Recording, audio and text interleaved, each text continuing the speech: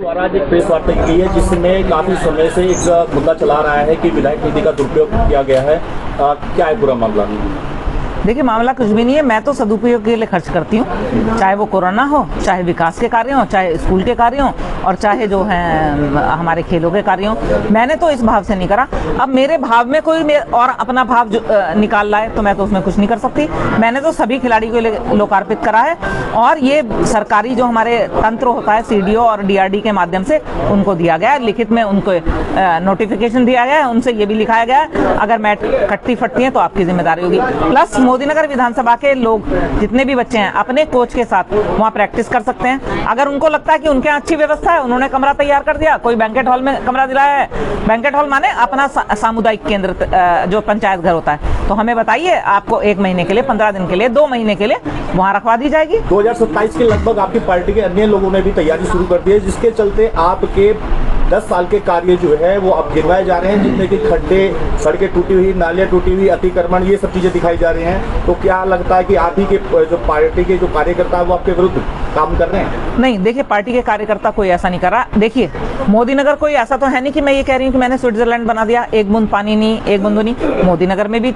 दिक्कतें हैं, लेकिन 75% से ज्यादा दिक्कतें हमारी नगरपालिका, ब्लॉक और हमारे माध्यम से ठीक हो गई हैं। जहां हमें एमपी की जरूरत होती है, एमपी भी हमारे अच्छे हैं, पुराने वाले भी और अब वाले भी हमेशा सहयोग करते हैं। जहां हमें कोई योजना लानी होती है वो लाते हैं। तो जहां जो दिक्कतें, बारिश आएगी, नाला ओवरफ्लो करेगा, आप बताइए किस शहर में नहीं करता, लेकिन मेरे शहर का नाला 1.5 से 2 घंटे के अंदर नाले में चला जाता है।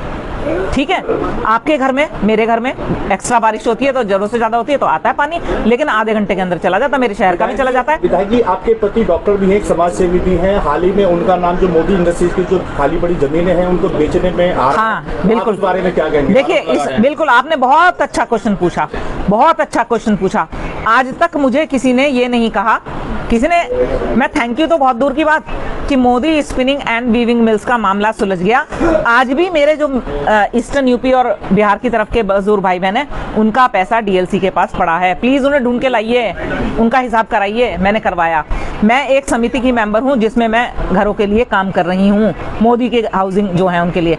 उत्तर प्रदेश से 2 मेंबर है। रही बात, आप मेरे निकालिए विधानसभा से कितने प्रश्न मैंने ये लगाए हैं कि ये इंटर कॉलेज किसका है, इंटर कॉलेज की क्या वो है, और जो इसके पीछे ग्राउंड पड़ा है साईं बाबा के मंदिर के पीछे, और ग्राउंड के साथ में जो सिलाई कढ़ाई केंद्र है, उस पे मालिकाना हक किसका है। मेरा पत्र गया हुआ है, उसमें ये लिखा था मैंने, ये जो जमीन खाली पड़ी है, मुझे ये बताया जाए इस पर किसका मालिकाना हक है।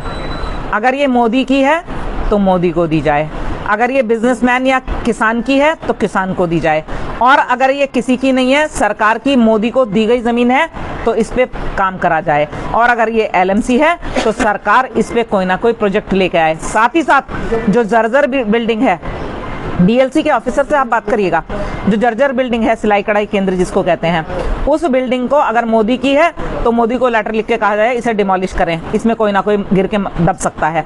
यदि ये किसी प्राइवेट व्यक्ति की है तो उसको कहा जाए, और अगर ये सरकार की है तो सरकार की ये जिम्मेदारी बनती है कि इसको ध्वस्त करा जाए। दूसरी बात मैं एक बार और बता दूं, रही बात उसकी, एसडीएम के साथ मैंने मीटिंग करी थी अभी से 20 दिन पहले, कि इसको अगर जिस प्राइवेट व्यक्ति कहता है मेरी है और एसडीएम भी मानता है कि इसकी है, तो अगर कॉलोनी बने तो जीडीए से अप्रूव बने।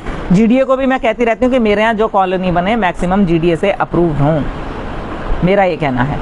मेरा इससे कोई लेना देना नहीं। सोशल मीडिया पर 2 महिलाओं द्वारा एक समाज सेवी हैं और दूसरी जो एक पत्रकार बताई जा रही हैं, वो आपके जो कार्यों को लेकर काफी आक्रामक हैं, उस बारे में आप क्या कहेंगे? देखिए, समाज सेवी तो सभी हैं, आप भी समाज सेवी हैं। आप पत्रकारिता के माध्यम से समाज सेवा करते हैं, हम जैसे लोगों को जागरूक करते हैं। मेरे मोदीनगर के जो पत्रकार हैं समय समय पे मुझे जागरूक करते हैं, मेरे तालाब मुझे दिखाते हैं, मेरे को बड़ा अच्छा लगता है। लेकिन ये कहाँ से आ गए? ये तो अभी अभी आ गए हैं, इलेक्शन से 4 महीने पहले। आप तो लगातार मेरे साथ बने हुए हो, आपकी बात को तो मैं बहुत तवज्जो देती हूँ। अभी भाई साहब कहीं गड्ढे बताते हैं, कुछ बताते हैं, मैं डीएम के पीछे पड़ जाती हूँ, क्योंकि पत्रकार घूमते रहते हैं। आप लोग तो घूमने वाले पत्रकार हो। ये कहाँ से एक कॉलोनी का लिया है, एसडीएम डीएम के ऑफिस से लिया है, कहाँ सड़क बन रही है उस पर ही अपना कर दिया। आप तो नहीं करते ना ऐसे, मेरे मोदीनगर के पत्रकार तो नहीं करते। कौन समाज सेवी ऐसा है कि एक ही जने के पीछे पड़ जाए, किसी स्कूल के पीछे पड़ जाए, किसी विधायक के, सब नेताओं के पीछे पड़ो ना।